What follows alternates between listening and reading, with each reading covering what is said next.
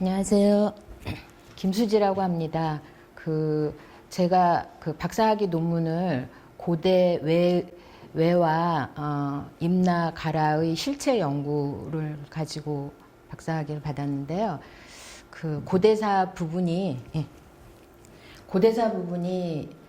우리나라는 많이 왜곡된 정도가 아니라 처음부터 끝까지 다 쓰다 소키치라는 사람에 의해서 판이 짜여지고 그 안에서 이제 모든 위치 비정, 그러니까 이제 지명을 비정하는 게 그렇게 다 짜여졌기 때문에 굉장히 저희 고대사 왜곡을 바로잡는 데에 갈 길이 쉽지가 않고 참 멉니다. 여기 여러분들 만나 뵙고 이런 얘기를 할 수 있게 돼서 너무나 영광이고 너무나 소중한 기회라서 정말 뭐라 그럴까, 마음이 좀 이렇게 콩닥콩닥 뛰고 설레고 그렇습니다. 이런 기회를 마련을 해주셔서 너무 감사드리고요. 또 혹시 다른 분들한테 여러분들이 전파를 하실 수 있으면 또 많이 홍보를 좀 많이 해주시면 감사하겠습니다.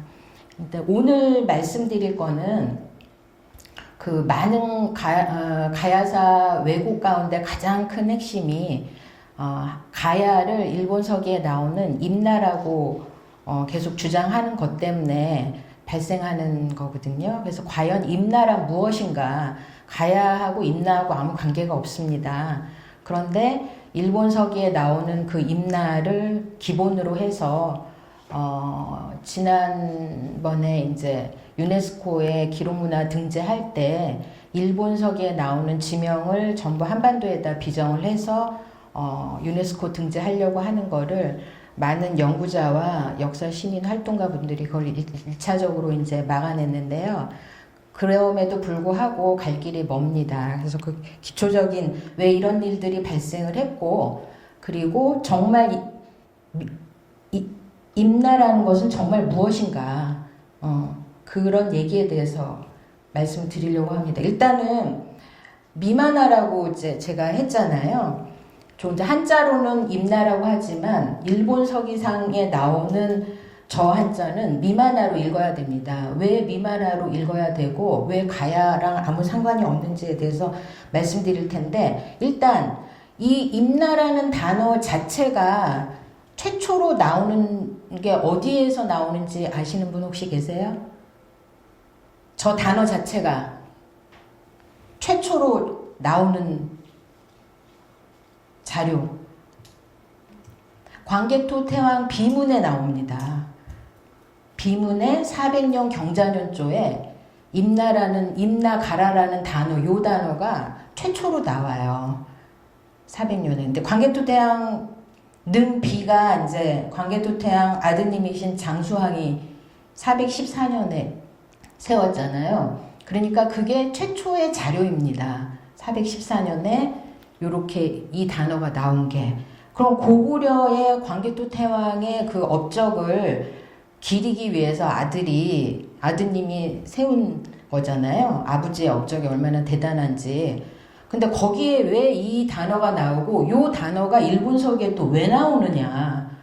그러면서 광개토 태왕이 고구려군을 최종적으로 마지막까지 이제 보낸 곳이 김해 가야다. 이제 이렇게 얘기를 하고 있는 거예요. 그래서 그게 이 문제를 해결하기 위해서는 뭐부터 연구를 해야 되냐면은 광개토 태왕릉 비문이 무슨 얘기인지 그것도 알아야 되는 거예요.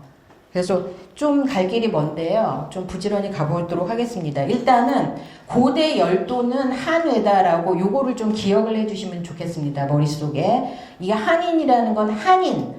그러니까 열도로 이주해간 그 고대 백제 가야 신라 사람들, 고구려 백제 가야 신라 사람들이 열도로 이주해 가서 열도의 인구를 형성을 했습니다.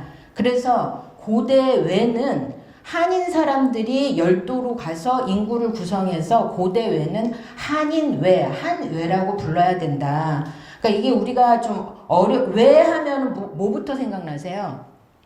외구, 외적, 일본 놈, 나쁜 놈, 이렇게 우리 머릿속에 돼 있잖아요. 하도 그 고려시대 중기 이후부터는 왜구가 나타나가지고 끊임없이 한반도에 이제 남해안 그쪽을 침략을 해서 많이 괴롭혔잖아요. 그리고 나중엔 임진왜란도 일으키고 또 근대에 와서는 일본 제국주의 침략을 일으키고 이랬기 때문에 왜라는 단어를 들으면 그것부터 먼저 생각나는 거예요. 나쁜 놈이고 외놈이고 그렇기 때문에 우리의 연구가 참 쉽지가 않은 거예요. 거기에서 벗어나기가. 근데 이것부터 말씀드리면 고대의 왜는 열도의 인구가 어떻게 형성이 됐느냐. 그걸 아셔야 돼요. 열도에서 자생적으로 그 사람들이 애를 많이 낳아가지고 열도의 인구가 형성이 된 게 아닙니다. 뭘 생각하시면 되냐면 미국이라는 나라를 누가 이주해 와서 만들었나요? 아시죠? 영국, 프랑스, 독일 등등등 유럽 사람들이 대륙으로 아메리카 북미 대륙으로 건너가서 또는 이제 남미 대륙으로 건너간 사람들은 또 따로 있는 거고 거기 가서 나라를 만든 거잖아요. 물론 거기 원주민이 있었지만 미국이란 나라는 유럽 대륙에서 유럽 사람들이 건너가서 나라를 만든 겁니다. 인구가 그렇게 구성이 돼 있잖아요. 그런 현상이 고대에 발생했다고 생각하시면 됩니다. 그거에 대해서 말씀드리겠습니다. 이거 넘어가는 게 여기다 대고 해야 되나?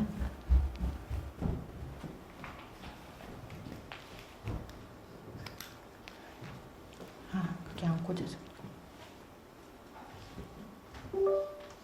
됐네. 예.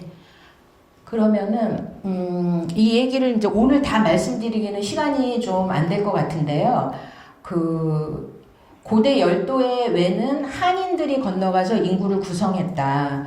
그리고 그거를 기준으로 해서 일본 서기를 재편성하면은 이런 식으로 일본 서기가 연대가 다 잘못된 구성이에요. 그리고 이제 먼저 결론부터 말씀드리자면 그러니까 고대 열도에는 신라 사람, 백제 사람, 가야 사람들이 건너가서 인구를 형성을 했기 때문에 거기에 건너가서 사이좋게 산 게 아닙니다. 이 사람들이. 이분들이 어떻게 각자 파벌들을 형성을 해서 엄청나게 많이 싸웠어요. 그 열도를 어느 한 파가 장악을 하기 위해서. 그래서 최소한 3개 이상의 백제가 있었고 최소한 3개 이상의 신라가 있었고 그리고 제일 많이 건너가서 기층 민중을 형성한 건 가야분들이었고 이렇게 됩니다. 인구 자체가 형성이 그렇게 돼 있었어요. 그래서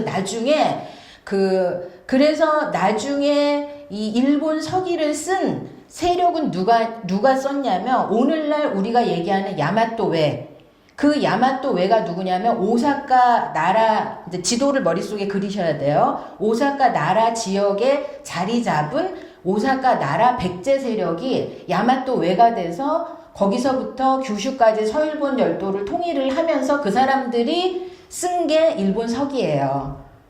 오사카 나라에 있던 백제가 야마토 외가 되면서 그리고 난 다음에 일본 서기를 쓰면서 그러면서 자기들 입맛대로 순서를 다 바꿔놓고 자기들 입맛에 맞게 쓴 게 일본 서기입니다. 그렇기 때문에 일본 서기를 읽어보면 혹시 읽어보실 수 있으세요, 여러분도. 동북아 역사 넷이나 한국사 데이터베이스 가면 일본서기 다 번역돼서 올라와 있습니다. 거기를 이제 또는 시중에도 다 출판이 돼 있으니까 한 번쯤 읽어보시면 어떤 생각을 하실 수 있냐면 신라를 증오하고 혐오하고 난리다. 신라에 대한 혐오가 엄청나요. 왜냐하면 백제 신라가 그 열도로 건너가서 엄청나게 싸웠기 때문에. 그리고 이런 얘기입니다. 한 문단으로 표현을 하자면 일본서기라는 건 어떤 책이냐면 한반도에서 열도로 건너간 백제 세력과 신라 세력들이 열도에 가서 엄청나게 싸우다가 백제 세력이 신라 세력을 열도에서 쫓아내는 내용입니다. 결국에는 그 전체적인 맥락이. 그 와중에 임나라는 단어가 계속 나오는 거예요. 임나 가지고 백제 세력과 신라 세력이 엄청 싸우는 겁니다. 그 내용이 일본서기 내용이에요. 근데 한반도에서는 누가 쫓겨났나요? 한반도에서는 백제가 쫓겨났죠. 열도에서는 신라가 쫓겨났어요. 백제에 의해서. 그 내용이 일본서기 내용인데요.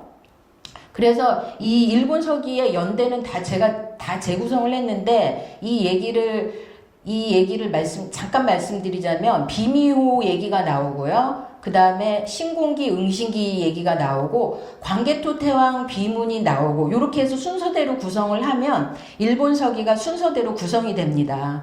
그래서 광개토 태왕이 고구려군이 400년에 그 규슈에 상륙을 하는데요. 그것 때문에 그 일본 열도에서 많은 정치적 세력 변화가 일어나게 됩니다. 고구려 군대가 규슈에 도착하는 것 때문에. 이 얘기는 이제 기회가 되면 또 차차 말씀드리겠습니다. 일단 제 논문에서는 그 연구사 비판을 많이 했는데 제 책에서는 일단 연구사가 너무 많아가지고 제가 강론을 다 써놨어요. 일단 그 일본 민족 단일 민족주의 파시즘 전범사관이라고 제가 말씀드렸는데 이거는 제 논문에서 그렇게 쓴 건데 그 일본 제국주의 학자들이 만들어 놓은 사관에 의해서 고대사가 재편성됐고 그거에 의해서 지명의 위치 비정이 그 사관에 의해서 위치 비정이 된 겁니다. 그래서 그 얘기는 또 차차 말씀드리겠고, 그리고 이제 우리 쪽 연구하시는 분들이 대마도 위치론, 규슈 위치론, 오카야마 위치론이 있는데 그거에 대해서는 다 각각 제가 비판을 해놨는데 혹시 제 논문을 아마 다운받으실 수 있을 거예요. 다 학교에 계신 분들이니까. 그래서 연구사 부분을 읽어보시면은 도움이 되시리라 믿습니다. 그리고 이건 잠깐 제가 광고를 좀 하려고 하는데요. 세상만사 리뷰놀이라고 제가 지금 제 논문과 제가 발간한 책에 대한 내용들을 이렇게 각각 이렇게 제가 작성을 해가지고 올리고 있는데 여러분들이 오늘 강의 미진하시면 요거 구독하시고 이거 들으시면은 도움이 되실 겁니다. 네. 그래서 이제 요거부터 말씀드릴게요. 인류 유전학으로 본 열도 외는 한외다. 이 얘기는 반드시 이제 알아놓으셔야 되는데 도쿄대학의 하니하라 가즈로라는 분이 있는데 이제 2004년에 돌아가셨는데 영어 논문을 냈어요. 1987년에. 이 논문에 의하면 고대 일본으로 이주한 도레인의 추계 연구라는 논문인데요. 이 논문은 그러니까 막연하게 사람들이 그 한반도의 고대국가 주민들이 열도로 많이 들어왔을 것이다. 그걸 도레인이라고 하죠. 일본 사람들 입장에서. 그러니까 막연하게 많았을 것이다 라는 막연한 추측을 이 사람이 하니하라 가즈로가 그 구체적인 숫자를 가지고 추정해서 계산을 한 거예요. 그래서 깜짝 놀란 결과가 나왔습니다. 이거 보면 뭐냐면 최초의 인구가 뭐냐면 이게 이제 일본사는 시대 구분을 어떻게 하냐면 조몬 시대, 야요이 시대, 그다음에 고훈 시대 이제 이렇게 시대 구분을 해요. 이제 조모는 일본 말인데 그 줄문이란 뜻이에요. 승문. 그러니까 그리고 야요이 시대가 농경이 시작되는 시기입니다. 야요이 시대가 서기전 3세기부터 서기 3세기까지. 자, 농경을 누가 일본에 농경을 전해줬을까요? 당연히 한반도 고대국가 주민들이 농경을 전해준 겁니다. 수도장 농경, 물대는 농경 있죠. 그 농경이 전해진 시기가 서기전 3세기, 그 야요이 시기를 이제 서기 3세기까지 그 시기를 야요이 시기라고 하는데 서기 3세기부터를 고훈 시대라고 해요. 고훈이라는 건 고분이라는 뜻인데 그건 무슨 뜻이냐면 갑자기 어느 날 거대한 고분이 나타나기 시작한다. 그래서 이제 고분 시대라고 해요. 왜 여러분은 혹시 사진 같은 데서 이렇게 일본의 전방원분 이렇게 그런 거 있잖아요. 그 이집트 피라미드 뺨 때리는 그런 어마어마한 거대한 고분들이 일본에 많이 있거든요. 그런 고분이 빵빵 나타나는 시기가 있어요. 그거를 이제 고분 시대, 고훈 시대라고 하는데 중요한 거는 요 이니셜이 이제 조몬 시대인데 조몬 시대 때 인구가 마지막에 이렇게 늘어났다는 거거든요. 그러니까 조몬 시대 시작과 그다음에 야요이 시대가 끝나는 시기예요. 그럼 이 인구 증가를 누가 했느냐? 조몬인들이 애를 많이 낳아가지고 이렇게 인구가 증가가 됐느냐? 아니면 얼마나 많은 외부에서 들어온 도레인들에 의해서 인구가 증가됐느냐? 그거를 연구를 했어요. 그 연구를 해서 이 이제 기준이 뭐냐면 요 일이 조몬 시대 인구를 1로 했을 때 얼마나 많은 이미그란트가 왔느냐 이거를 이제 조사를 한 거거든요. 조사를 했는데 놀란 거는 뭐냐면 인구 증가율이 1대 8.6이 되는 거의 80%가 들어왔다는 거예요. 외부에서. 외부에서 조몬인을 일로 봤을 때 80%가 되는 요 논문 여러분 구글에다가 요 논문 제목을 치면은 바로 다운받을 수 있어요. 누구나 다 보실 수 있습니다. 80%에서 90% 되는 인구가 들어왔다 바깥에서. 그런데 그 하니아라 가즈로의 연구는 추정된 계산이에요. 어디까지나. 그러니까 고고학적 유물이나 이런 거를 근거로 해서 추정된 계산을 했는데, 이거는 뭐냐면 인류 유전학 선구자 도쿄대학의 오모토 게이치라는 사람이, 이거는 이제 생물학적으로 DNA 연구를 한 겁니다. DNA를 연구를 했더니 DNA 데이터를 세계 25개 집단 계통관계로 나눴더니 그러니까 여기 본토라는 건 이제 일본 열도가 이제 섬으로 이렇게 돼 있잖아요. 그러니까 하여튼 이제 규슈하고 그 혼슈 제일 큰 섬에 그거를 이제 본토라고 하는데 제일 유전자 유사도가 높다 이렇게 나왔어요. 몽골도 오히려 좀 떨어져 있죠. 이 둘이가 제일 가까운 거예요. 이거는 현재 이 사람이 살아 있고요. 예. 그리고 다른 유전자 연구도 마찬가지로 이것도 국립유전학연구소 사이토 나오야가 유전학 연구를 했더니 메인랜드 재패니즈하고 코리안하고 제일 가깝다. 여기는 이제 멀리 떨어져 있는 거고, 오히려 몽골이 또 조금 더 이렇게 돼 있죠? 이거는 무슨 뜻이냐. 그러니까 현재 학계는 어떻게 주장을 하고 있냐면, 야요이 시대 때 조금 간 건 인정을 한다. 많이 안 갔다. 야요이 시대 때 조금 갔는데, 그 이후로 야요이 시대 말기부터 고운 시대 시작되는 그때는 안 왔다 이거예요. 안 오고 열도에서 자체적으로 인구가 그냥 번성을 한 거지, 도레인이 일본 열도의 인구 구성에 그다지 결정적인 큰 영향을 미치지 않았다라고 주장하는 게 현재 학계 입장입니다. 그러면 그 입장이 지금 생물학 연구하고 같냐고요? 안 같죠. 이게 유전자가 이렇게 유사도가 제일 높게 나타났다는 이유가 뭐겠습니까? 조금 간 거로는 이렇게 1500년이 지난 오늘까지 유전자 유사도가 높게 나타날 수가 없는 거예요. 만약에 조금만 갔다면 본토 조몬인들한테 유전자가 다 흡수됐겠죠. 결혼하고 혼혈로. 그러면 지금 1500년 지났는데 아직까지 이렇게 높게 나올 수가 없는 거예요. 유전자 유사도가. 아주 대량의 사람들이 꾸준히 계속 지속적으로 건너갔기 때문에, 그래서 아직까지 1500년이 지났는데도 유전자 유사도가 아직도 이렇게 높게 나오는 겁니다. 만약에 소수의 인구가 일시적으로 단기에 조금만 건너갔다면 세월이 이렇게 지났는데 이런 결과가 나올 수가 없는 거죠. 그래서 지금 현재 학계 연구가 틀렸다는 말씀을 드리는 겁니다. 이거는 2021년에 네이처지에 보고된 건데요. 청동기 시대의 트란스 유라시아어가 어떻게 보급이 됐느냐라는 연구 결과인데, 여기 보면 이게 청동기 문명이 어떻게 전해졌는지를 보여주는 거예요. 이제 이 사람들은 언어 연구를 한 거예요. 언어가 어떻게 확산이 됐는지에 대해서 연구를 했는데, 보니까 여기에 있는 게 여기에 그대로 나타나고 여기에 있는 게 여기에 그대로 나타나는 거죠. 여기 한반도 남부 지역에 있는 사람들이 엄청나게 여길 건너간 거예요. 그래서 이제 언어를 연구하다 보니 이런 결과가 나온 겁니다. 이주가 너무나 대대적으로 이루어졌고 너무나 지속적으로 이루어졌다는 얘기입니다. 오랜 기간에 걸쳐서. 그래서 열도의 인구는 누구다? 한인이라는 거예요. 이주한 이민자들이었던 거예요. 그래서 우리가 고대 외를 볼 때는 머릿속에 어떻게 생각을 해야 되냐면, 고대 열도의 외는 한인들이 건너가서 인구를 구성한 한인외다. 그래서 저는 이 한외라는 거를 좀 학문적으로 제가 좀 만들어낸 거라서 어필하기 위해서 고대외는 한외다라는 거를 명심을 해야 된다는 뜻에서 이걸 제가 이제 반복적으로 이제 말씀을 드리는 거죠. 근데 이게 왜 중요하냐면은, 고대 문헌에 이제 외가 나타나죠. 제가 이 외에 대해서 왜 자꾸 말씀을 드리냐면, 광개토 태양릉 비문에 외가 나오기 때문에 그래요. 그 외가 누구냐는 거죠. 그 외가 한인외라는 말씀을 드리기 위해서 이 말씀을 드리는 겁니다.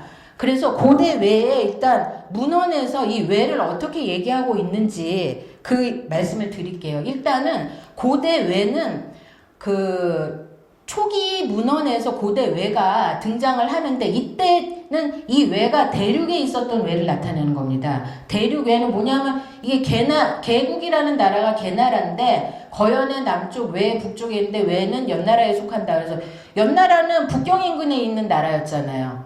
근데 이때 외가 연나라에 속한다 그랬으니까 이 외는 열도의 외가 아닙니다. 이 외는 대륙에 있었던 외를 나타내는 거예요. 그죠? 당연히 그럴 수밖에 없죠. 외가 이제 북경 근처에 있었던 나라니까. 그리고 또 어떤 얘기가 나오냐면 후한서 선비전에 외에 대한 얘기가 나와요. 근데 선비족이라는 건 뭡니까? 선비족이라는 건 대륙에 있었던 활동했던 하나의 그 인족 집단 중에 하나잖아요. 선비족이. 거기에 무슨 얘기가 나오냐면 단석괴는 선비족의 수령 중에 한 사람인데 이 단석괴가 이제 후한에게 막대한 타격을 입혔던 사람 중에 한 사람이에요. 근데 이 단석괴가 도망다니다가 이 오후진수라는 이제 강입니다.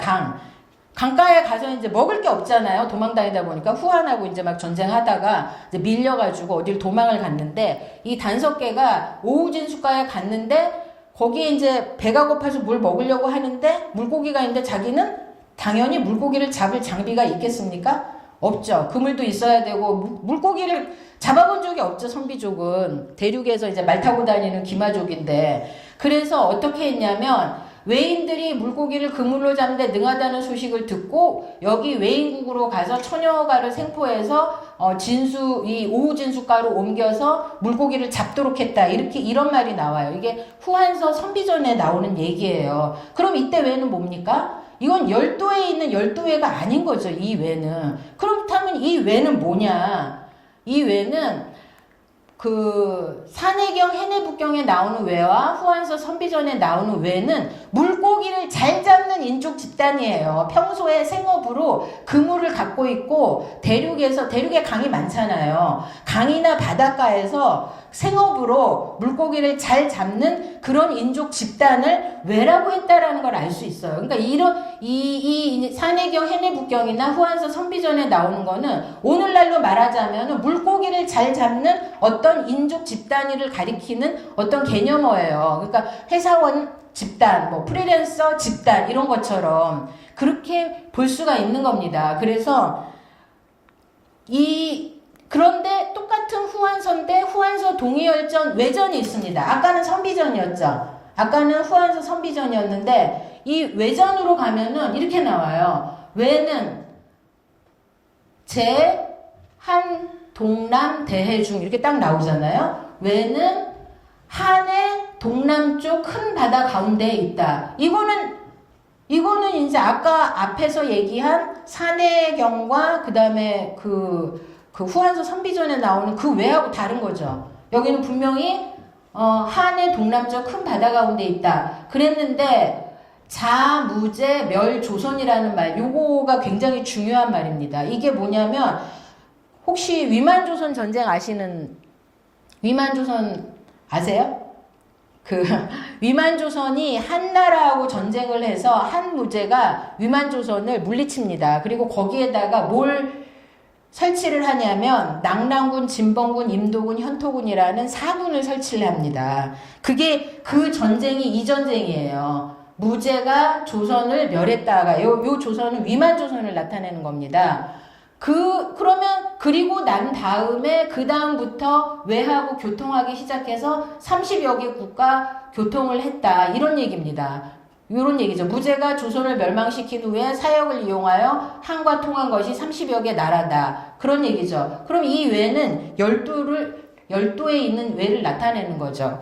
그래서 여기 이제 후한서 이제 그 아까 앞에 여기를 보면은 그 외에 대해서 나온 게 여기 보면은 한의 동남쪽 대에 있고 대략 회계군 동야의 동쪽에 있다 이렇게 나오잖아요. 회계 동야의 동쪽에 있다. 회계 동야가 여기입니다. 여기 요 동그라미 안에 이 회계 동야의 동쪽에 있다. 그러니까 여기에 있는 거예요. 그러니까 여기서 이 후한서 외전에서 말하는 것은 지금 여기를 말하고 있는 거죠. 그래서 열도를 외라고 부르기 이전에 이미 대륙의 내륙에 강가나 바닷가에 살면서 물고기를 잘 잡는 인족 집단을 외라고 불렀다는 걸 알 수 있어요. 그러다가 어떤 특정 시점이 지나면 여기 열도에 있는 외만 외라고 부르는 그런 시기가 옵니다. 그게 뭐냐면 한무제가 위만조선을 멸망시킨 그 이후에 열도에 있는 외와 통교를 하기 시작했다 그랬잖아요.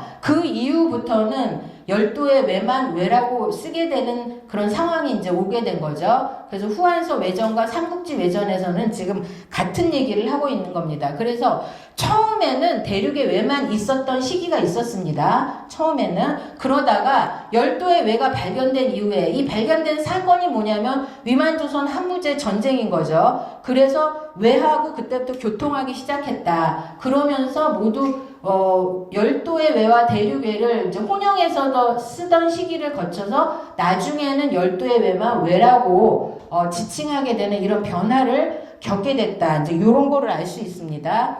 이거는 이게 이제 굉장히 중요한데요. 여기가 위만조선이 있었던 곳이 여기입니다.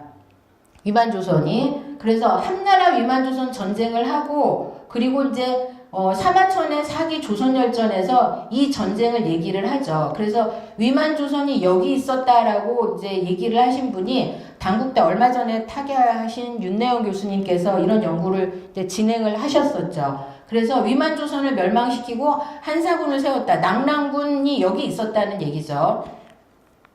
자, 그래서 요게 이제 그 후한서 선비전에 나타나는 외는 열도에 있는 외가 아니라 대륙에 있었던 외인데 요 똑같은 내용이 삼국지 선비전에 나와요. 근데 이제 이게 삼국지 선비전에는 배송지라는 남조 송나라 때 학자가 주를 달았습니다. 이 주에는 뭐라고 돼 있냐면 후한서 선비전의 외전에 나왔던 요 외인을 남조 시대 송대 학자인 배송지는 한인으로 바꿔놨어요. 똑같은 내용인데 외인을 한인으로 바꿔놓은 거죠. 이런 일이 왜 일어났냐면 이미 배송지가 살고 있는 송대 시절에는 그 대륙에 있는 외를 외라고만 했던 시절을 지나서 요 배송지가 살던 송나라 때에는 이 열도에 있는 외만 외라고 지칭하는 시대가 이미 왔기 때문에 요때의 외인을 이제 한인으로 고쳐 쓴 거죠. 여기 외인이 단석괴가 외인을 데리고 그 열도에 있는 외인을 데리고 대륙에서 물고기를 잡으라고 할 수가 없는 거잖아요.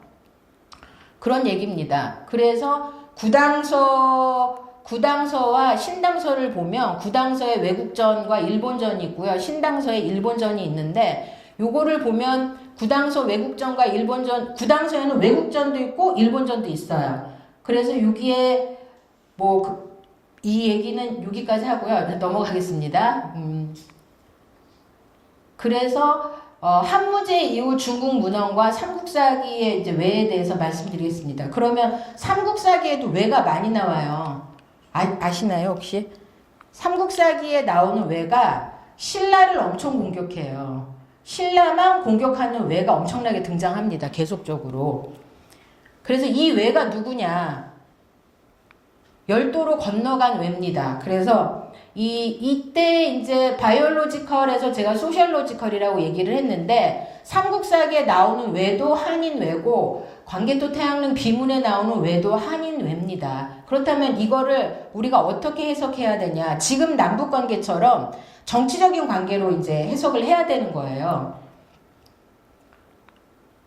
삼국사기 신라본기에 신라만 공격하는 외에 대해서 좀 말씀드리겠습니다. 이제 오로지 신라만 공격하는 외가 있는데요. 여기 보면 외가 신라를 공격한 기사가 모두 29건. 근데 500년이 딱 되면은 이 기사가 사라집니다. 안 나와요. 500년이 되면. 그래서 이 외가 이제 어떤 외인지에 대해서 이제 알 수 있는 거죠. 신라본기 탈해 이사금 원년을 보면 여기 이제 석탈해가 열도에서 와서 금강국 해변으로 왔다라는 내용이 석탈해에 대한 내용이 나와요.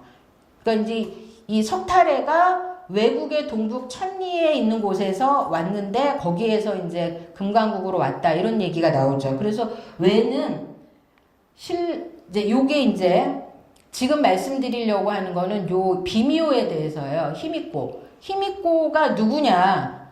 이제 비미호 혹시 들어보신 적 있으세요? 비미호에 대해서? 아마 오늘 이걸 처음 들어보시는 분이 많으실 것 같은데, 잠시만요.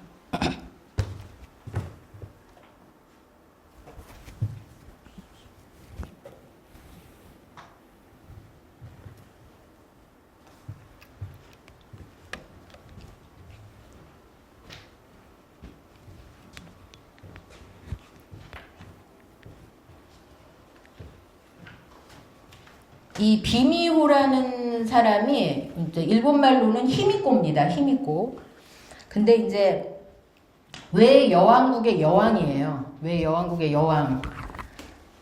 우리하고도 어떤 관계가 있는지 이제 말씀을 드리려고 합니다. 그러니까 아까도 말씀드렸다시피 신라는 외의 침략을 많이 받았다. 근데 이 외는 다른 때는 공격을 안 하고 신라만 공격하는 외예요. 이 이유가 굉장히 희한한 거죠.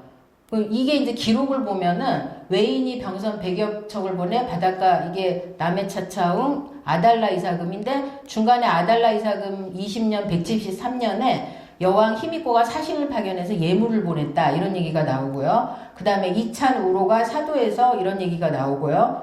그래서 대마도에 이제 실성 이사금 7년에는 408년이죠. 왕이 외인이 대마도에 군영을 설치하고 무기와 군량을 쌓아 우리를 습격하려고 한다.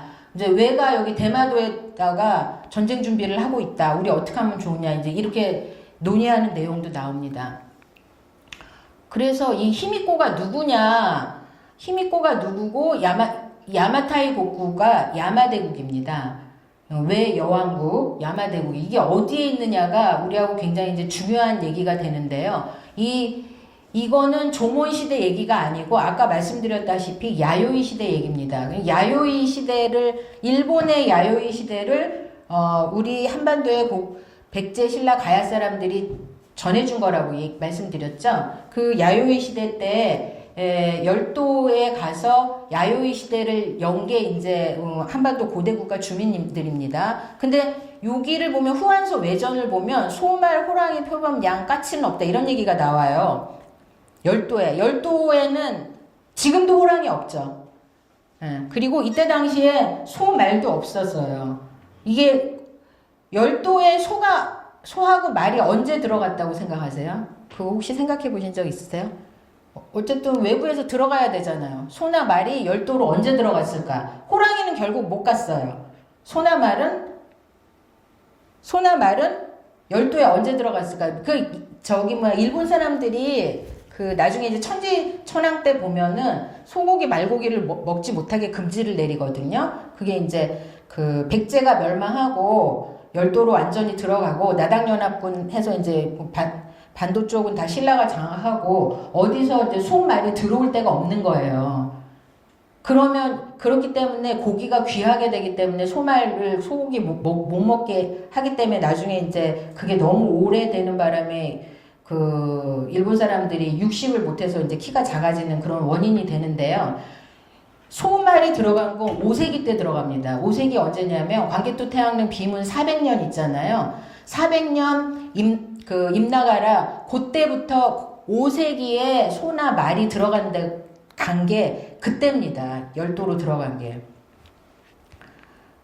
그래서 히미꼬는 누구냐면 신라 봉기에 요 히미꼬가 사신을 파견해서 예물을 보냈다고 했는데 요때가 언제냐면 이게 후한서와 삼국지 위지 외전을 보면 환제와 영제 사이에 43년간 외국에 대란이 있어서 군주가 없었다. 서로 죽고 죽이는 관계가 계속되는 대란이 있었는데 요 43년간의 대란을 끝내고 정권을 잡은 사람이 히미꼬라는 여자가 정권을 잡은 거예요. 이 히미꼬라는 여자. 근데 여기 보면 아달라 이사금 20년 때 히미꼬가 신라에만 사신을 보냈어요. 이때는 서로 싸우던 때예요. 열도에서 자기들끼리. 근데 유일하게 신라에게만 그 와중에 외국 대란 와중에 히미꼬가 신라한테만 사신을 보내고 예문을 보냈죠. 그러면 히미꼬가 누구겠느냐? 어떤 관계가 있겠느냐?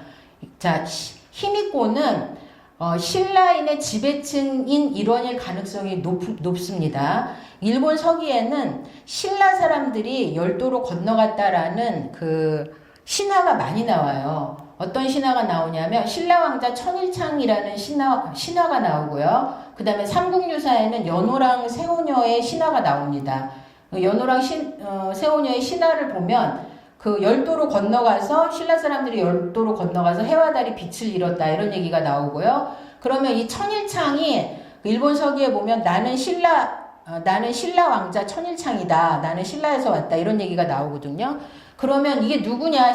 천일창이 누구냐? 천일창이 하늘에 뜬 해라는 뜻이에요. 천일창은 천일이 이거잖아요. 천일. 그러면 박혁거세가 하늘에 있는 밝은 해가 박혁거세잖아요. 그래서 천일창은 하늘에 뜬 밝은 해, 박혁거세로 해석이 될 수가 있습니다. 그러면 이 비미오, 일본말로는 히미코라고 하는데요. 히미코는 누구냐면 일본어에서 히미는 해를 본다는 뜻이에요. 히미. 그러니까 그 히미코라는 이 외국 여왕은 누구일 가능성이 크냐면 여러분 신라 왕조가 어떻게 됩니까? 맨 처음에 박씨로 시작하죠. 그 다음에 석씨로 바뀌고 그 다음에 김씨로 바뀌잖아요. 박석김. 그리고 신라 왕조가 박씨로 시작했는데 아달라 이사금 8대 아달라 이사금 왕을 마지막으로 박씨가 사라져요. 안 나옵니다. 어디로 갔을까요? 이 박씨 왕조들이. 뭔가 권력 다툼에서 박씨 왕조가 밀려서 어딘가로 박씨 왕조가 한두 명이 아닐 텐데 순식간에 사라지고 더 이상 신라 본기에 안 나오거든요. 그래서 어디로 갔는가. 그래서 저는 이 박씨 왕조가 권력 다툼에서 밀려서 열도로 다 갔을 거라고 보는 겁니다. 그래서 이 히미코에서 히미는 박혁거세의 후손일 가능성이 높다.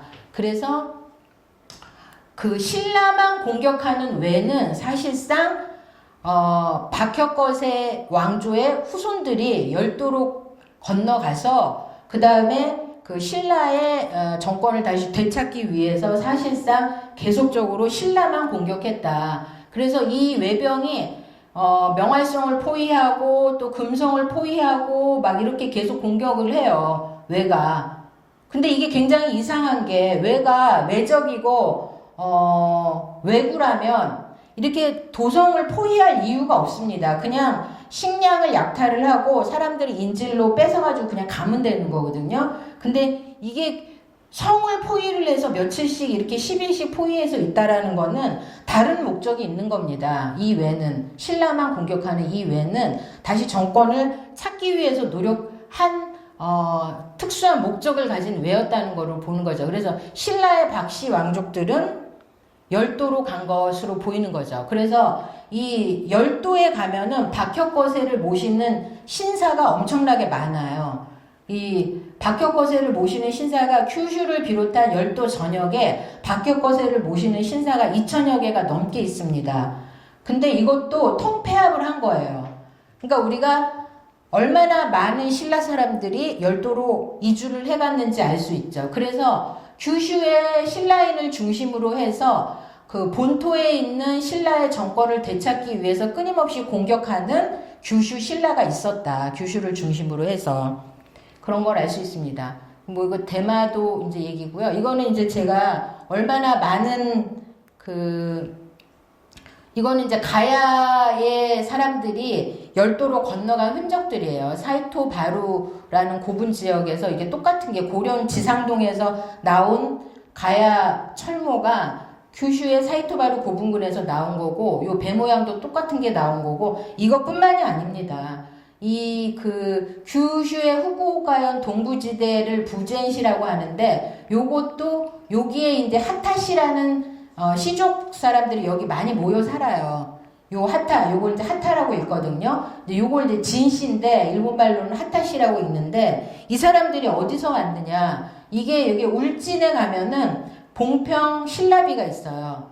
울진의 봉평 신라비인데 요 신라비에 이제 파단이라는 말이 나와요. 이 신라비 내용은 뭐냐면 무슨 사건이 있었는데 사건을 잘 처리를 하고 각 부족의 이제 수장들이 모여가지고 이런 회의를 해서 이런 합의를 했다. 이제 이런 내용이 나오는데 그 부족 중에 하나가 파단이다 이런 얘기가 나와요. 근데 이 파단을 일본말로 어떻게 읽냐면 하타라고 읽습니다. 하타. 발음이 같아요. 이것도 핫하고. 그래서 이 지역에 사는 하타시족 사람들은 자신들의 조상이 여기서 왔구나라고 해서 매년 이쪽에 와서 제사를 지내요. 이 사람들이. 그렇게 많은 사람들이 간 거죠. 그리고 백제 금동강모가 어디서 나오냐면 규슈의 에다 후나야마 고분에서 나옵니다. 이게 이제 똑같은 강모. 이게 요 표시가 있으면 이게 백제 금동강모예요.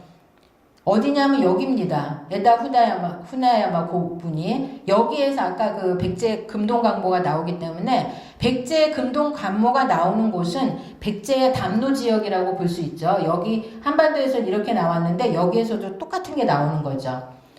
그래서 요 대방군의 위치와 히미코 야마타이 고쿠의 위치를 이게 굉장히 중요한 내용인데요. 좀 졸리시죠? 조금 샷할까요? 어떻게 할까요?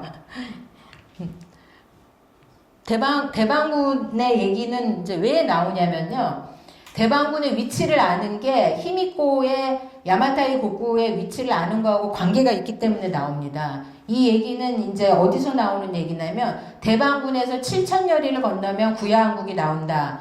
이 얘기가 이제 삼국지 위지 외전에 나오는 얘기예요. 그래서 자, 요거 말씀드릴게요.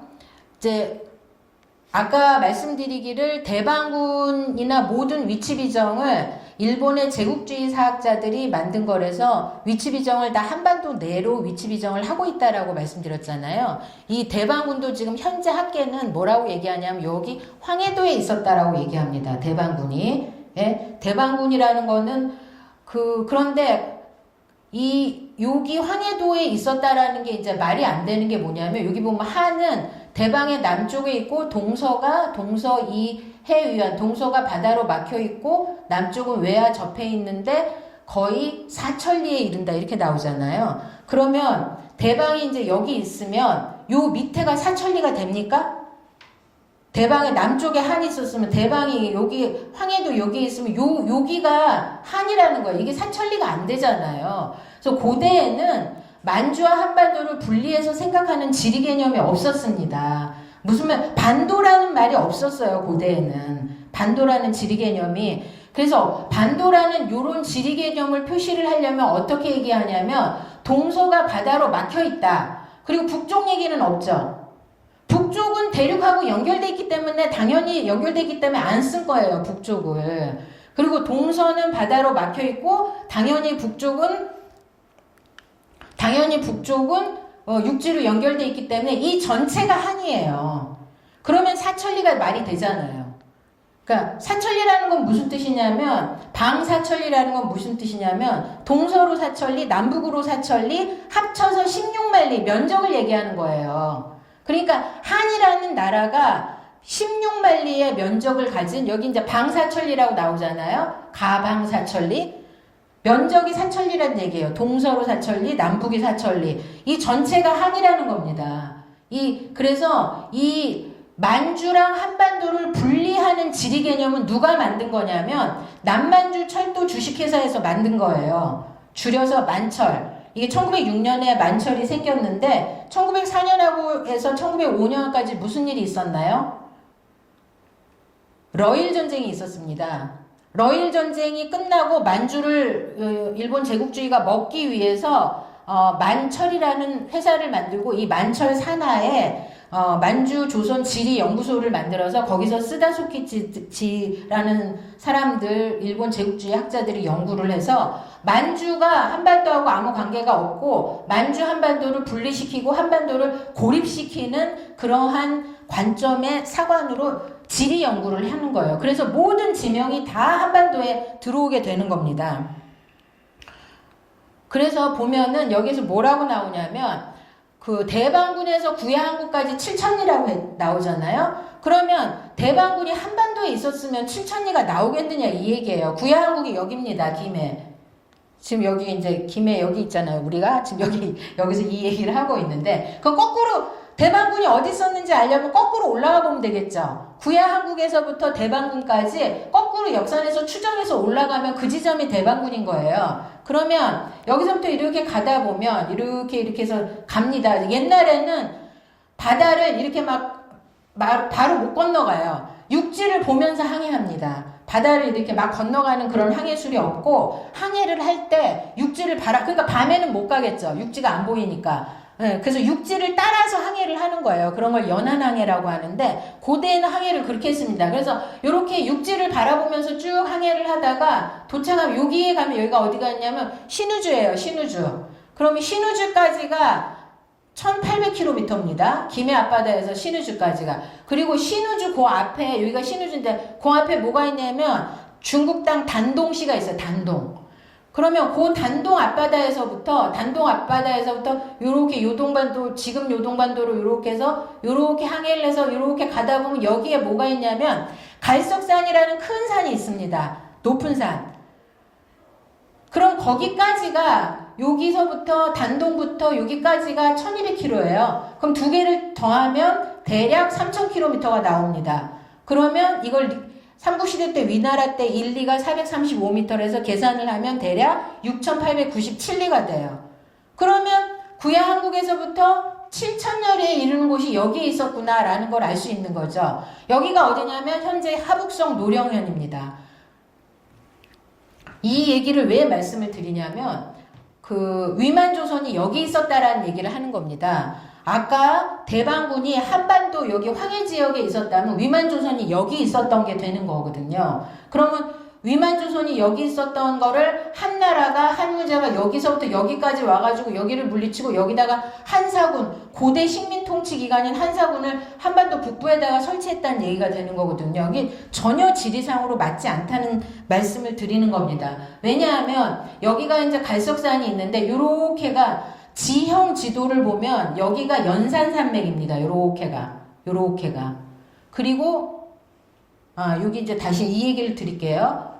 이제 여기 이제 황해도에 여기 대방군이 있으면 대방군 밑에가 한이다. 그럼 이게 방사천리가 됩니까? 한은 대방의 밑에 있다 그랬잖아요. 그러면 지금 현재 학자들은 여기가 대방군이라는 거예요. 그럼 여기가 한이면 이게 방사천리가 되냐고요. 방사천리가 안 되죠, 당연히. 그래서 그럼 여기서부터 황해도 여기 남포에서부터 김해 앞바다까지 요렇게 물길을 따라서 요렇게 가면 약 1500km인데 많이 잡아야 3500리 정도 되는 겁니다. 그러니까 이제 말이 안 되는 거죠. 그래서 이제 대방군이 어떤 역할을 했냐면 여기 지도를 말씀드릴게요. 여기서부터 요렇게가 연산산맥이 있어요. 그 다음에 여기서부터 요렇게가 태행산맥입니다. 요렇게가. 그러면 대륙 세력들이 여기를 통일하는 거예요. 요 안쪽을.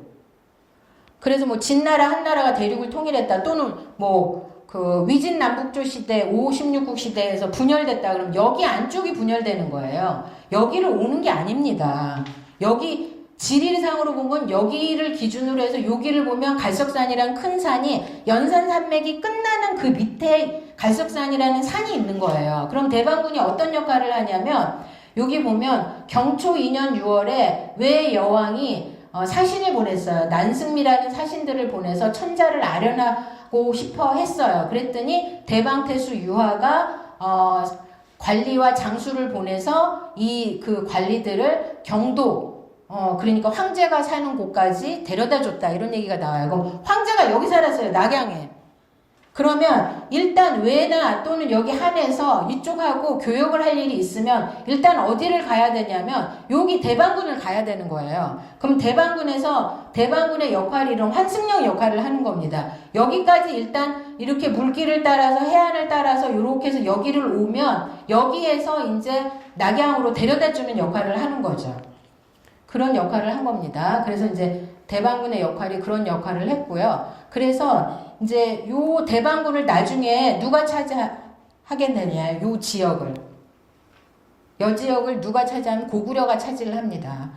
고구려 광개토태왕이 여기를 다 차지하게 돼서 그렇게 돼서 나중에 어떻게 되냐면 요 바다를 서해 바다를 건너가려면 고구려의 허락을 받지 않고는 이 서해 바다를 못 건너가게 되는 그런 상황이 옵니다. 그게 광개토태왕이 여기서부터 여기까지를 다 그 점령을 했던 그 5세기에 가장 고구려가 강력한 때 그거를 말한 게 바로 광개토태왕릉 비문의 얘기입니다.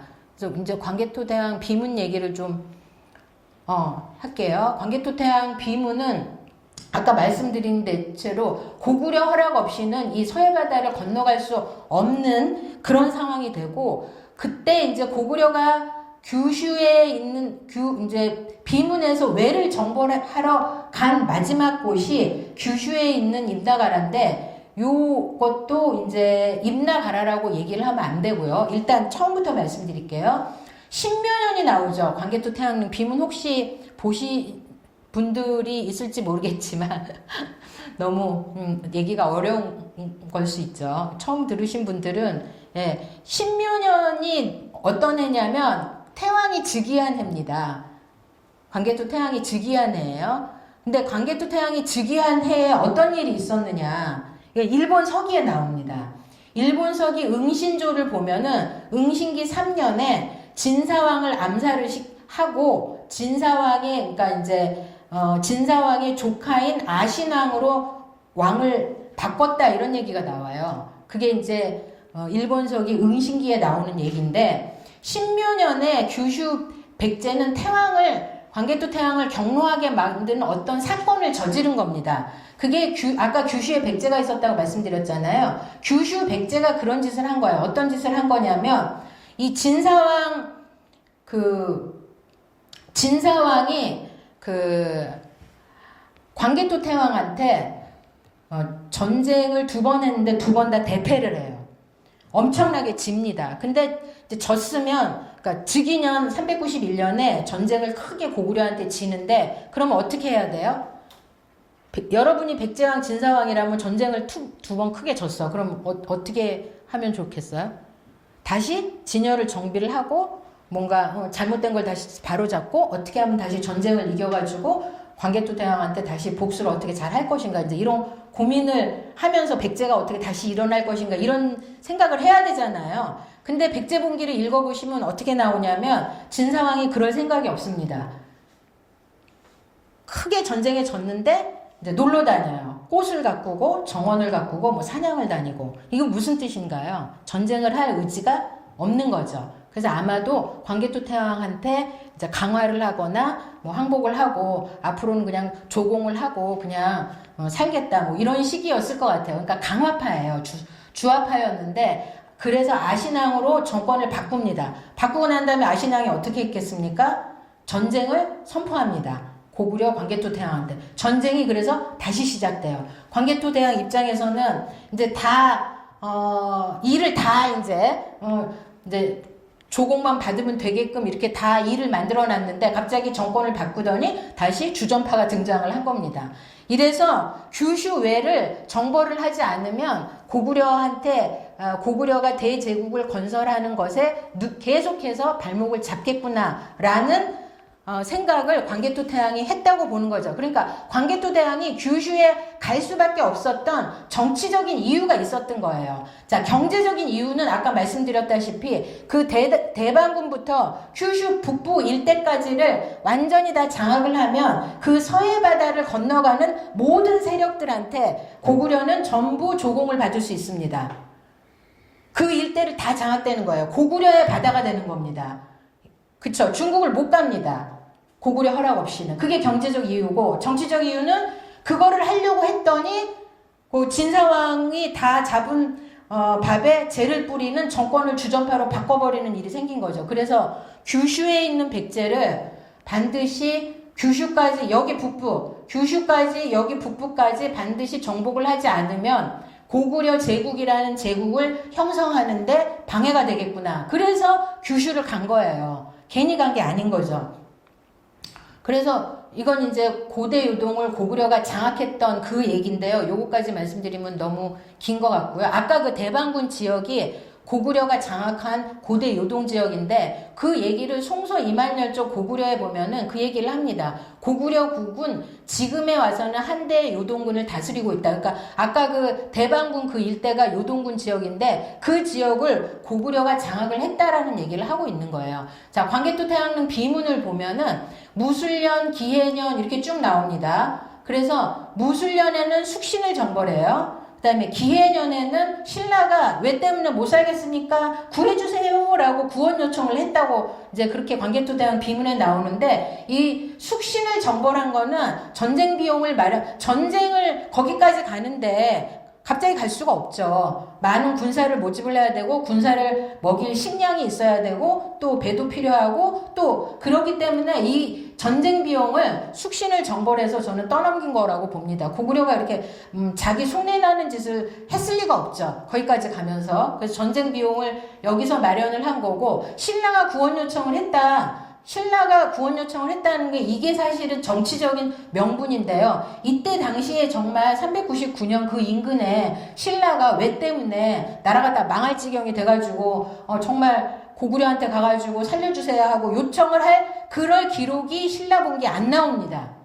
안 나와요. 이때는 이미 신라의 나중에 이제 실성왕이 이 시기에 그 고구려의 인질로 잡혀있을 때예요. 그러니까 그럴 이유도 없어요. 신라가 구원 요청을 하고 어쩌고. 그리고 실제로 외한테 신라가 완전히 점령당해가지고 나라가 망할 지경의 절체절명의 상황도 아니었습니다. 신라 본게 그렇게 안 나와요. 그렇다면 신라 얘기를 왜 썼을까? 왜 썼겠어요? 정치적인 명분이 있어야 되기 때문에 쓴 겁니다. 그리고 신라를 끌어들여야 부산 김해 앞바다에서 규슈까지 건너가는 물대와 물길을 고구려가 알았을 리가 없잖아요. 그 물길과 물대, 썰물이 들어오고 밀물이 나가고 하는 그 물대는 누구보다도 신라, 그 다음에 또는 가야 사람들이 제일 잘 알았을 거 아니겠습니까? 그러니까 끌어들인 거예요. 규슈를 정벌을 하기 위해서. 그래서 그 얘기를 얼마나 고구려가 신라를 구원해주기 위해서 갔다라는 명분을 내세우면서 규슈까지를 간 겁니다. 그래서 그렇다면 이제 오늘 말씀드릴 거 임나가라에서 광개토대왕릉 비문 경자론에 최초로 나오거든요. 그러니까 외를 정벌하기 위해서 최종적으로 도착한 데가 임나가라라 종발성이라는 곳이에요. 고구려군이. 근데 고구려군 5만 대군이 여기 김해에 외를 물리치기 위해서 여기 가야 김해에 도착했다라고 보는 게 지금 현재 학계의 입장이에요. 임나가라 종발성에서 임나가라가 가야에서 외를 토벌하기 위해서 고구려군 5만이 여기에 왔다라는 겁니다. 그러면 가야가 그때 멸망을 했었어야죠. 400년에. 그렇지만 아시다시피 가야는 532년 금강가야, 562년에 대가야 이렇게 나오잖아요. 삼국사기에 멸망연대가 분명하게 나옵니다. 근데 400년에 광개토태왕 고구려군이 여기 김해 가야 지방에 와가지고 5만 대군이 와서 막 난장판 됐다면 가야가 살아남았겠습니까? 말이 안 되잖아요. 그러니까 임나가라가 가야가 아니라는 거예요. 그러면 최종적으로 고구려군이 외를 토벌하기 위해서 어디를 갔을까라는 얘기를 지금 드리고 있는 겁니다. 그러면 여기에서 이제 요거를 우리가 지금 임이라고 읽잖아요. 근데 고대에 이거를 임이라고 읽었겠느냐? 뭐라고 읽었을까요? 여러분, 우리가 우리나라 할 때 나라가 이겁니다. 한자로. 나라. 향찰이에요, 향찰. 나라라는 말 자체는 순 우리말이지만 한문으로 차자를 내서 이렇게 나라라고 씁니다. 그럼 임나할 때 나가 이거예요. 나. 이건 향찰인데 이거는 임이라는 말은 정격 한자음인 임이라고 읽었겠느냐. 그때 당시는 400년 그때 당시는 신라 향찰이 대대적으로 유행할 때고 신라 향찰을 쓰던 시기예요. 그러면 임이라는 말의 맡을 임이라는 정격 한자음은 지금 우리가 읽는 음이지 당대에 그렇게 읽었겠느냐 임으로 이거를 당대에 그렇게 읽지 않았을 확률이 훨씬 더 높은 거예요. 이거는 마틀로 읽었을 가능성이 높습니다. 마틀 임이잖아요. 마틀. 그럼 이 맛이라는 거는 우두머리란 뜻이에요. 맛.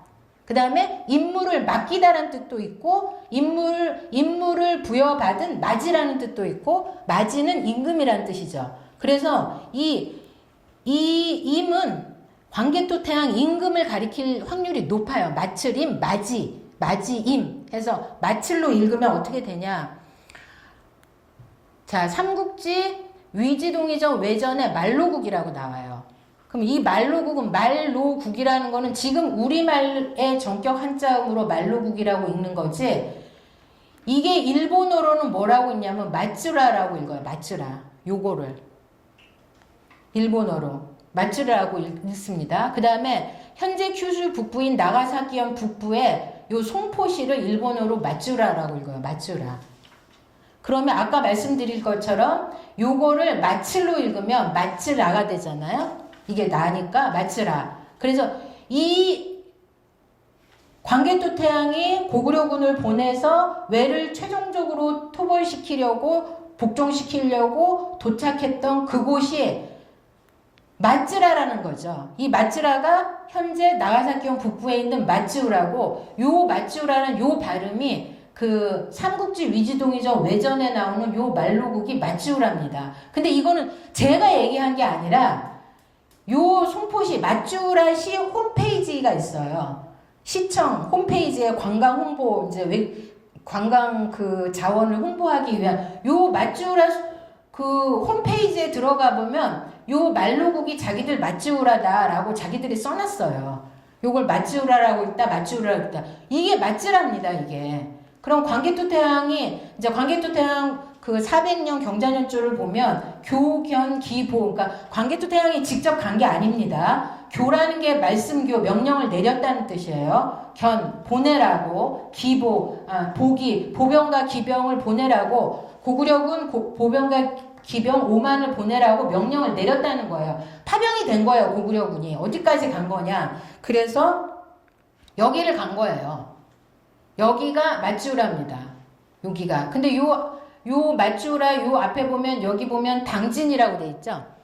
요게 가라츠예요. 근데 그 가라는 가야입니다. 근데 한자로는 이렇게 당이라고 쓰지만 그 일본 열도에는 가야라고 얘기가 되는 지명이 엄청나게 많아요. 일본 열도 전역에 가야라고 가야를 아야, 아라, 가네, 가구, 가요 뭐 해가지고 약간씩 변형된 가야에서 변형된 지명들이 깔려 있습니다. 세상에 바닥에 깔려 있는 돌처럼. 그래서 요것도 가야 사람들이 여기 와서 살았다라는 걸 알 수 있고 여기에 도착한 거예요. 여기 마츠우라. 이게 마츠라. 이게 이제 무슨 뜻이겠어요? 임금님의 명령을 받고 여기까지 와서 보니 말루국이라는 마츠우라가 있으니까 그 마츠우라에 이제 고구려식 향찰로 임나를 쓴 거죠. 임금님의 명령을 맡고 또는 임금님이 맞으니까 제일 우두머리니까 그래서 마츠우라라고 쓴 게 이렇게 쓴 겁니다. 이렇게 쓴 겁니다. 이 마츠라를 여기 도착해 보니 근데 여기가 어떤 데냐면요. 그 12세기의 여몽연합군 있죠. 여몽연합군. 고려하고 원나라하고 이제 열도에 뭐 어떻게 해보려고. 여기가 거기 도착한 곳이에요. 그리고 또 있습니다. 임진왜란 아세요? 임진왜란에 도요토미 히데요시가 그 한반도를 침략하려고 앉아서 구상을 하고 성을 쌓고 군대를 훈련시키고 군사를 모집하고 했던 곳이 여기입니다. 여기에서 출발한 거예요. 갓도 기요마사하고 그 있잖아요.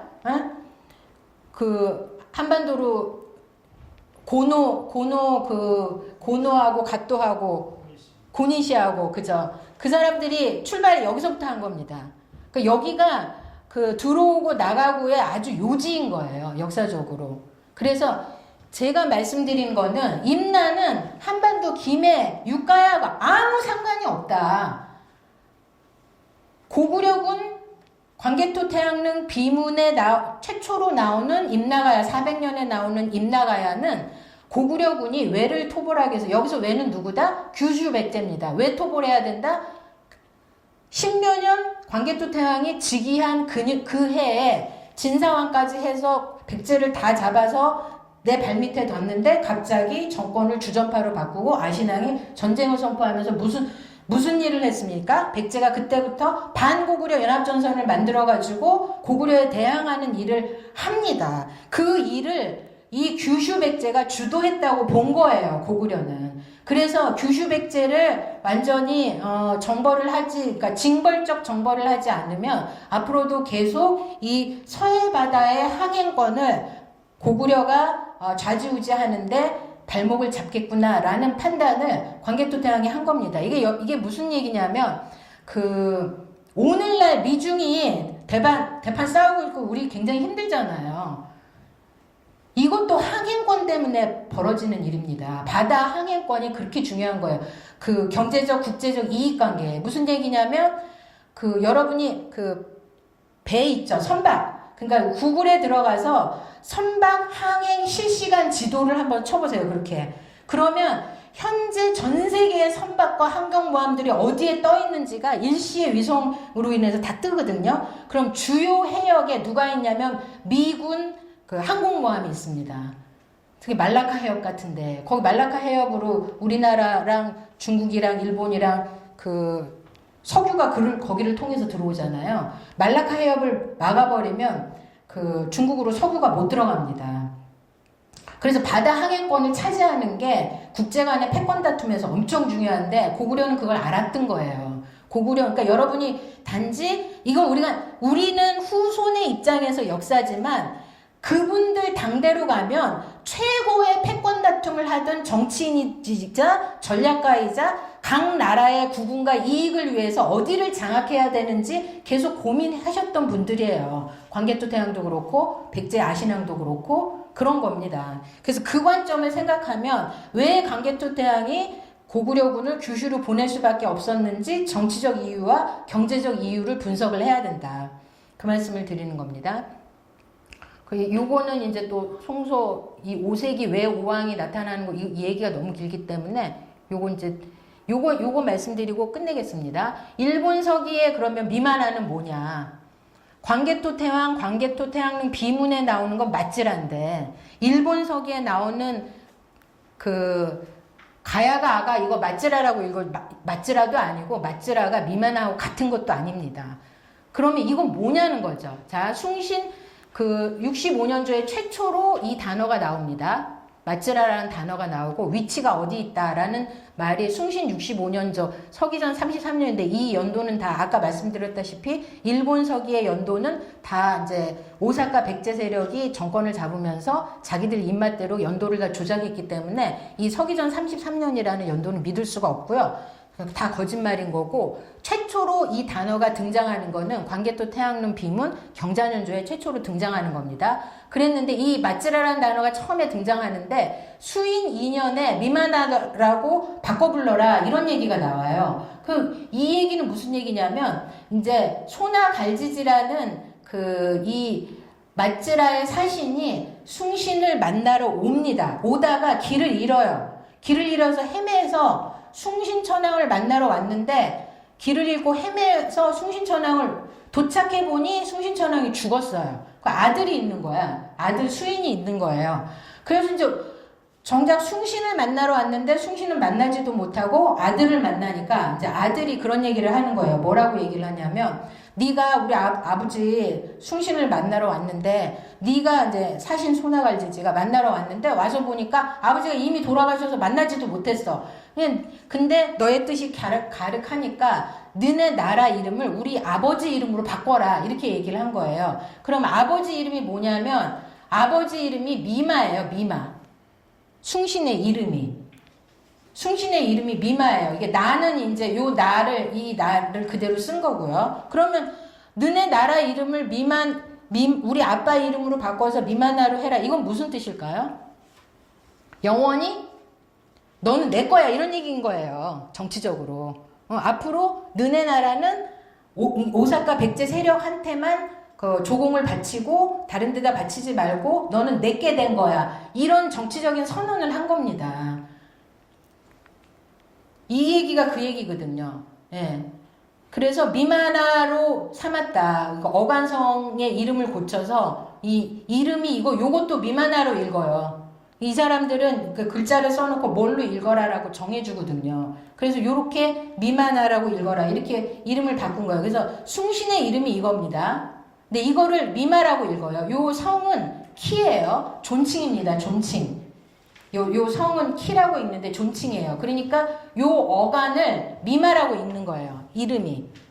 그래서 미마. 이건 키는 존칭. 그래서 너네 나라 이름을 너네 아버지 숭신의 이름을 따서 너네 나라 이름을 미마라고 해라. 그래서 미마나가 된 거예요. 그래서 일본 서기에 나오는 임나를 자꾸 임나라고 읽으시면 안 됩니다. 여기 이 미마나라고 읽으라고 나왔잖아요. 그러니까 미마나라고 읽으셔야 돼요. 그리고 미마나로 읽으라고 한 이유는 뭐냐면 이게 오사카 백제 세력이에요. 오사카 백제 세력으로 너희는 속국이 된 거야. 그런 정치적인 선언을 한 겁니다. 그래서 정치적 의미는 미마나는 오사카 백제의 것이다. 숭신의 이름을 바꿔서 미마의 나라라고 해서 속국이라는 건 공식적으로 선언한 겁니다. 이게 정치적으로.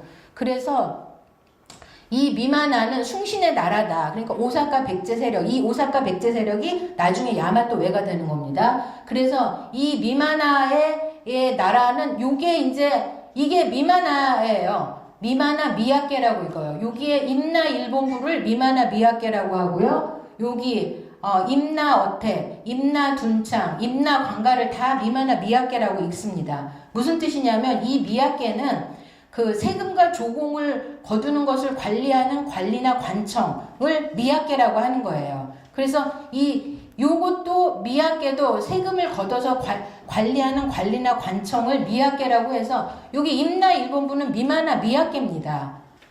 다 똑같이 발음이 똑같아요. 미마나 미야케. 그러니까 이 미마나는 한반도 남부에 있는 고대 국가하고 아무 관계가 없는 거예요. 일본 열도에서 열도 전역에다가 오사카 백제 세력이 그 조공을 걷기 위해서 만들어 놓은 관리나 또는 그 관청 건물을 미마나 미야케라고 한 겁니다. 그래서 이거는 이제 어떻게 알 수 있냐면 이거 보세요. 미마나의 존립과 이거 최재석 교수님이 이렇게 써놓으신 건데요. 자, 미마나가 여기 개체 23년에 이렇게 있다가 흠명 2, 4, 5년에 멸망해요. 근데 흠명 9년, 13년 여기에 또 다시 살아나요. 근데 멸망했다 살아났다 멸망했다 살아났다 막 이래요. 일본 서기를 보면. 그럼 이게 가야입니까?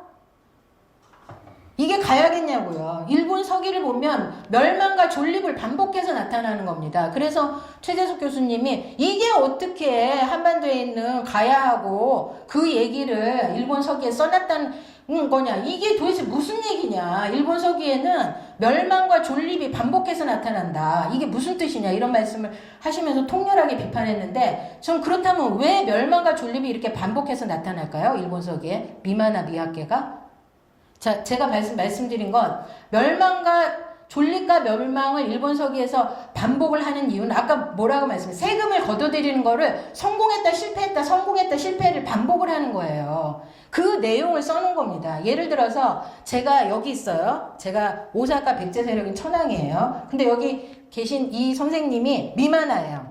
가운데 악역 쓰신 우리 이 선생님이. 근데 요 옆에 신라가 있고 요 옆에 백제가 있습니다. 근데 이제 나한테 미마나가 내 땅이잖아요. 미마나 오사카 백제 세력 땅이잖아요. 그러니까 매년 나한테 조공을 갖고 와야 되는데 안 갖고 와 제가. 에? 그래서 어떻게 합니까? 백제한테 말해서 옆에 있어요. 백제한테 말해서 백제가 나한테 조공을 갖고 오는 길에 미마나 것까지 같이 걷어서 나한테 갖고 와라 이렇게 명령을 해요. 그럼 백제가 말을 들을까요? 제 힘이 월등할 때는 말을 듣죠. 근데 힘이 거의 네가 뭔데 나한테 가지고 오라 말아야 이렇게 말 안 듣죠. 그럼 백제가 미마나의 조까지 자기가 먹어버리고 안 옵니다. 기다리죠. 백제가 안 와. 그럼 신라한테 얘기해봐. 신라가 오는 길에 미마나 조까지 걷어가지고 같이 와라. 신라도 말을 안 들어. 나중에는 저는 힘이 미약해서 내 힘이 저기까지 못 가는데 자기들끼리 나중에는 백제하고 신라가 미마나를 서로 놓고 막 싸웁니다. 저기서. 그럼 나는 보고 있어야 돼. 오사카 백제 입장에서. 그런 일을 써놓은 게 일본 서기입니다. 그래서 이 얘기를 예를 들어볼게요. 민달 4년이에요. 미마나 미야케가 어떻게 나오는지. 민달 4년에 을축에 백제가 사신을 보내 조를 바쳤다. 평년보다 많았어요. 많았는데 대뜸 뭐라고 얘기나 하냐면 천황은 신라가 미마나를 세우지 않으므로 황자와 대신에게 미마나의 일을 게을리하지 말라고 명령했다. 얘네들은 이게 지금 세울 건이라고 나와요. 여기 보면 여기 세울 건이라고 나오죠. 이런 얘기를 하니까 우리가 이제 이게 무슨 얘기지? 이해가 안 가는 거예요. 이 일본식 한자로 이제 이렇게 써놓은, 자기들이 주로 쓰던 한자가 있었기 때문에. 이 얘기는 무슨 얘기냐면, 제가 번역을 해드리자면, 백제는 사신을 바쳐서 조를 많이 해서 평년보다 많이 갖고 왔는데, 오는 길에 미만할 거를 안 갖고 온 거예요. 그래서, 백제가 평년보다 많이 냈지만 미만할 거를 안 갖고 왔으니까 신라 보고 미만할 거를 가지고 오게 미만화의 세금을 걷는 일을 게을리하지 말고 신라한테 말을 해라 이런 얘기를 한 겁니다. 그러니까 여기가 2월이잖아요. 요 4월에 을유년 경인데 다시 이제 이 신하들이 이 얘기를 듣고 백제에다 사신을 보내고 미만화에 사신을 보내고 신라에다 사신을 보내고 다 보냈어요. 신라, 미만화, 백제에다가 다 사신을 보낸 거예요. 신라가 미만화를 세우지 않아. 신라도 안 오고 미만화도 안 왔으니까 신라가 오는 길에 미만화의 세금까지 가지고 오라 이 얘기를 하니까 이제 백제, 신라, 미만화한테 다 보낸 거죠. 그리고 난 다음에 신라가 와요. 이게 같은 해입니다. 2월, 4월, 6월. 같은 해에 6월에 신라가 사신을 보내 조를 바쳤고 평소보다 많이 바쳤고 아울러 미만화의 그 오사카 백제의 땅이라고 선포한 거기에 다다라 수나라 화타 발기 이 미만화 사읍의 조를 갖다 바쳤다. 오는 길에 같이 갖고 온 거예요. 무슨 말씀인지 아시겠죠? 그래서 일본 서기 보면 미만화 사현이 있고 미만화 사읍이 있고 미만화 사촌이 있고 미만화 19기 있고 행정단위가 그래서 다 다르게 나타나는 겁니다. 그러니까 이 미만화가 일본 열도의 어느 한 지역에 있었던 게 아니라 오사카 백제 입장에서 쟤는 내 거야 라고 선포한 게 각 지역에 있었던 거예요. 그래서 행정구역이 다르게 나타나는 거예요. 미만화 사촌, 미만화 사현, 미만화 사읍, 미만화 19 이런 식으로 다르게 나타나는 겁니다. 걔네들이 내 땅인데 오사카 백제 세력인 나의 땅인데 나한테 조공을 안 갖다 바쳤어. 그 얘기를 하고 있는 거예요. 그래서 여기서는 미만화 사읍의 조를 갖다 바친 거죠. 이 얘기입니다. 그래서 아무런 상관이 없는 겁니다.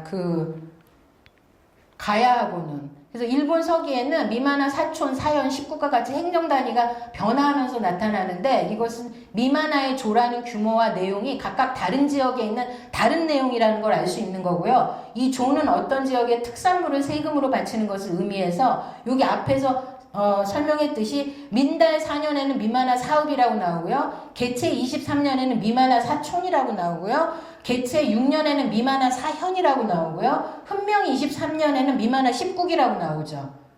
다 다르게 나타나는 이유가 그겁니다. 조를 바쳐야 될, 세금을 바쳐야 될 규모와 종류가 다 달랐던 거죠. 그러니까 임나가 어디에 있었다 이런 게 중요한 게 아니라 일본 서기에 나오는 미만화의 정체가 뭐냐라는 게 중요한 거고 그 미만화가 왜 자꾸 조를 갖다 바치라고 일본 서기에 자꾸 나오고 그 미만화의 조를 갖다 바치는 문제 때문에 거기서 지명이 등장하는 겁니다. 기문대사, 반파, 백제 신라도 거기서 계속 나타나고 일본 서기에 아까도 말씀드렸다시피 열도에는 최소한 3개 이상의 백제가 있었고 3개 이상의 신라가 있었고 그 미만화의 조를 걷는 문제 때문에 오사카 백제 세력 입장에서 네가 갖고 와라 아니 갖고 오라고 했는데 아예 자기들끼리 먹어버리네 저거를 정벌을 해야 되느냐 마느냐 이 얘기가 일본 서기에 계속 나오는 거예요. 그러니까 제가 말씀드리는 건 뭐냐면 일본 열도에서 일어났던 규슈 백제도 있었고 오사카 백제도 있었고 오카야마에도 백제가 있었고 또 오사카 일대에 신라도 있었고 규슈에도 신라가 있었고 자기들끼리 이 세금 문제를 가지고 계속해서 공방전을 벌이고 누가 더 힘이 세느냐를 가지고 계속 자기들끼리 싸우는 그 얘기를 열도에서 벌어진 그런 정치적 패권 다툼의 싸움을 일본 서기가 적어놓은 겁니다. 근데 그거를 가지고 거기 일본 서기에 나오는 백제와 신라가 한반도에 있었던 백제와 신라다. 이렇게 생각을 하니까 아까 말씀드린 대로 한반도의 모든 주민들이 열도로 가서 인구를 형성을 한 거잖아요. 열도에서 벌어졌던 백제 계열 세력과 신라 계열 세력들이 계속해서 패권 다툼을 해서 싸웠던 얘기를 일본 서기에다 쓴 건데 그거를 인정을 안 하고 반도에서 많은 주민들이 열도로 가서 열도의 인구를 형성했다는 것 자체를 인정을 안 하고 일본 서기에 나오는 백제 신라가 다 한반도에 있었던 백제 신라라고 하니까 일본 서기에 나오는 그 지명들이 전부 한반도로 올라와서 거기다가 다 위치 비정을 해놓고 있는 이러한 어처구니 없는 사태가 진짜 21세기 이 대명천지 대낮에 전혀 과학적이지도 않고 그런 일들이 지금 일어나고 있는 거죠. 이거는 정말 이상하게 여러분 런던이 어디 있습니까? 영국에 있죠. 근데 미국에 런던이 4-5개 주에 있습니다. 찾아보세요. 구글 지도에. 그러면 파리는요? 미국에 파리가 많이 있어요. 암스테르담도 있고요. 파리도 있고요. 유럽 도시의 지명들이 미국에 많이 있습니다. 당연하죠. 유럽 사람들이 다 가서 살았기 때문에. 그러면 런던이라는 지명이 미국에 있다고 해서 미국이 영국이 되는 것도 아니고 그러니까 지명이 이렇게 옮겨와서 그리고 일본 열도에는 또 한반도에 지명이 또 많이 가 있어요. 그러니까 지명이 이동된다는 것은 많은 사람들이 그렇게 건너갔다라는 그 흔적을 말해주는 거예요. 그래서 열도의 인구 구성을 한반도 고대국가 주민들이 가서 인구를 형성을 해서 열도에서 일어난 일들을 일본 서기에 적었다는 거를 인정을 하지 않기 때문에 오늘날 이런 일이 일어나는 겁니다. 왜 인정 안 할까요? 저는 이것이 바로 식민사관이고 인종차별주의라고 생각하는 겁니다. 일본 제국주의 학자들, 그 다음에 우리나라에서 연구하시는 주류 강단 학계의 모든 그 연구자분들께서 고대에 많은 그 주민들이 열도로 넘어가서 열도의 역사를 만들었다는 것을 근대 제국주의 입장에서 조선 따위가 일본한테 대일본 제국에게 그런 거를 전해줄 리가 없잖아 라는 것을 완전한 선입견으로 장착을 하고 있기 때문에 그게 인정이 안 되는 거예요. 그래서 저는 이게 굉장히 뭐라 그럴까 아주 불쾌하고 가장 천박한 인종차별주의적 사관이다. 우리가 근대 이후에 와서 그 여러 가지 면에서 국운이 이렇게 돼서 이런 불운을 겪었지만 고대에 그런 일이 있었느냐? 아니라는 얘기죠. 고대에는 패권 플레이였어요. 패권 게임의 플레이였다고요. 당사자였어요, 고대에는. 그런 다음에 나중에 이제 만주를 잃어버리면서 이렇게 해서 이런 역사가 됐지만, 그렇게, 예를 들어서 로마 제국이 되게 큰 제국이었지만, 지금은 로마가 이탈리아 로마 요만해졌잖아요. 우리가 그런 거를 겪은 거예요. 거대한 제국이었다가 제국의 흥망성쇠로 이렇게 해서 작아진 겁니다. 이게 세계사적인 보편성이에요. 그런 세계사적인 보편성을 인정하지 않고 엉뚱한 얘기를 근대의 인종차별주의적인 감히 조선 따위가 일본을 그렇게 했어? 이런 식으로 생각을 하니까 자연스러운 생물학적인 유전학 결과도 인정을 안 하는 어처구니 없는 일이 일어나고 있는 겁니다. 네, 오늘 여기까지 말씀드리겠습니다. 감사합니다.